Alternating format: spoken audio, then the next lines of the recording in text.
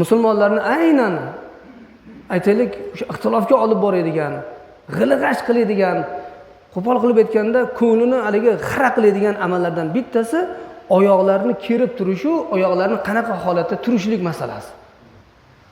Namozda turgan bo'lsa, u qanaqa qilib turish kerak, yirib turish kerakmi yoki qisqa qilib turish kerakmi desa, hamma bir-biriga xuddi haligi ola qarash deb haligi turgan odamga go'yoki bir dushmandek qaraladi.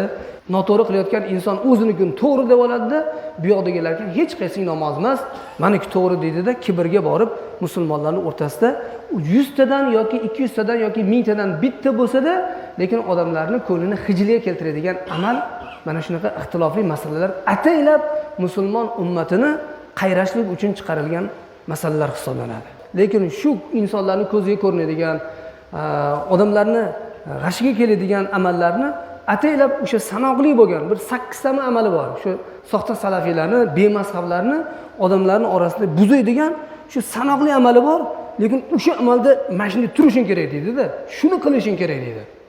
Mana shu narsa sening uchun kerak deydi.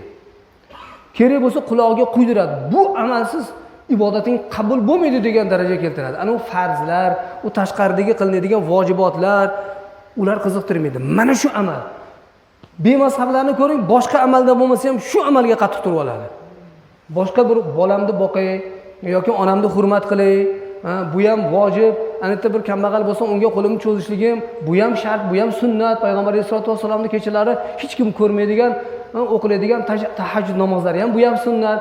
Bular turadi-da, yo'q, odamlar jamoat ko'radigan ixtilof, haligi qalbini bir-biriga g'ilg'ash ko'rsatadigan amallarni qilish kerak. Nima qilish kerak? Qo'lni mamno qilib qoqish kerak. Mana buni qilib turish kerak. Nega? Chunki odamni ko'rganda nima qiladi? Ixtilof bir-biriga g'ilg'ash qiladigan amallar. Mana shunaqa kabi amallarni mana ulamolarimiz bunga 4 tala mazhab sohiblari ham o'zlarining fikrlarini bildirganlar. Abdurrahmon al-Jaziri o'zlarini al-Fiqh al-Mazahil arba'a kitoblarida quyidagilarni zikr qiladilar. Qiyom holatida ikki oyoqni ochishlik miqdori juda bir-biriga jips ham bo'lmaslik kerak, juda uzoq ham bo'lmaslik kerak deydilar. Bu o'sha 4 tala mazhabni dalillarini topib qaymog'ini aytilgan kitob.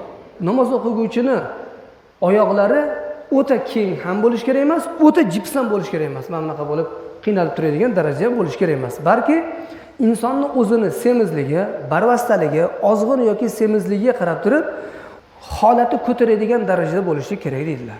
Hanafiy mazhab ulamolari ikki oyoq o'rtasini 4 barmoq miqdoricha deb belgilaganlar. Undan kam ham yoki ortiq ham bo'lishligi makruh bo'ladi deganlar. Endi Shofiylar esa bir qarich miqdorida bo'lish kerak deydi. Shofiy mazhab ulamolari bir qarich. Ularning orasi go'yoki bundan ortiq bo'lishligi, bir qarichdan oshiq darajada bo'lishligi xuddi oyog'ini orqa keyin turishligi bilan barobar dedilar. Ozgina ochib olsa, xuddi oldinga tashlashlik qanaqa makruh?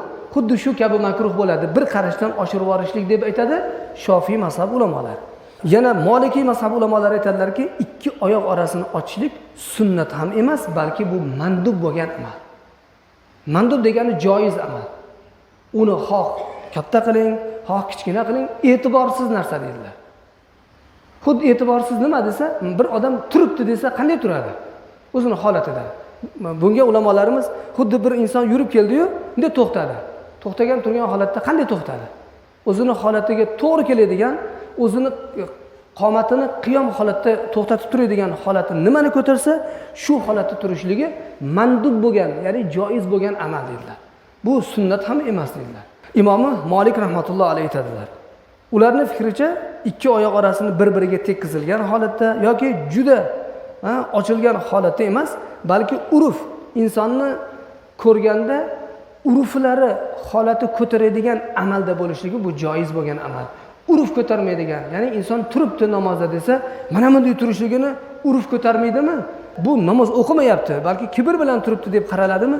Demak, o'sha ish noto'g'ri, balki namozning odobidan emas dedilar. Va endi Hanbaliylarning fikri, Imom Ahmad ibn Hanbal rahimahullohlarning fikricha, xuddi ularning fikrlari Hazrati Imom Malik rahmatullohi alayhi bilan bir xil. Shu mandubligini olganlar.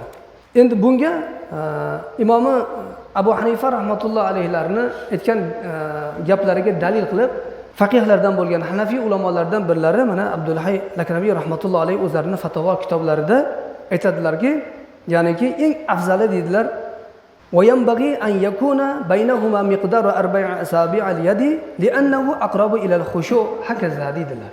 Ya'ni bu degani namozda ikki qadam orasini, ikkita oyoqni orasini barmoqlarini 4 miqdoricha bo'lishligi lozim. Mana shu narsa bu xushuga yaqinroq bo'lganligi uchun deydilar.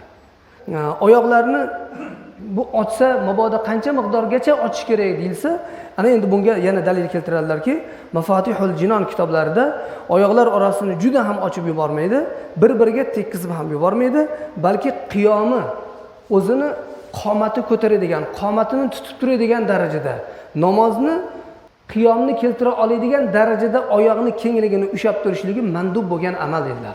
Ya'ni qiyomi qaysi holatda shu oyog'i bemalol ushlab turadi shu qomatini. Qiyom deganda bunday ham qiyom emas. Bunday ham qiyom emas, balki qiyom o'sha insonni tik turgan holatda o'sha oyog'i qaysi holatda ushlab turishligini lozim bo'lsa, shu holatda ushlab turishligi bu mandub bo'lgan amal dedilar. Ya'ni joiz bo'lgan amal. Bu yuqorida aytilgandek odamni semiz yoki oraligiga qarab turib shu holatda bo'ladi.